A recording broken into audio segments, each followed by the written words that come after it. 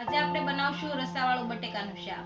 આદુ, મરચી અને લસણ આ ત્રણેય વસ્તુ આપણે ખાંડી લઈશું. આમાં હળદર પાવડર નાખીશું, લાલ કશ્મીરી પાવડર નાખીશું અને ધાણા જીરું પાવડર નાખીશું.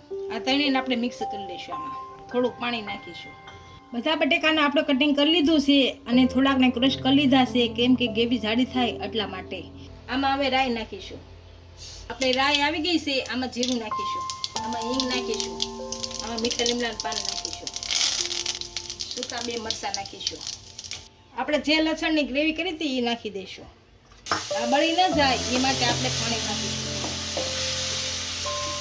હવે જે ટમેટાની પ્યુરી છે એ નાખી દઈશું. આ ટમેટાની પ્યુરીને આપણે 5 થી 6 મિનિટ સુધી સાદી શેકાવા દઈશું. ટમેટાની પ્યુરી આપણે સડી ગઈ છે, આની અંદર બટેકા નાખી દઈશું. થોડુંક ગરમ પાણી નાખીશું. આપણું શાક સારી રીતના સડી ગયું છે. આની ઉપરથી આપણે મીઠું નાખી દઈશું. જો આમાં તમે ગોળ નાખવો હોય તો પણ નાખી શકો છો.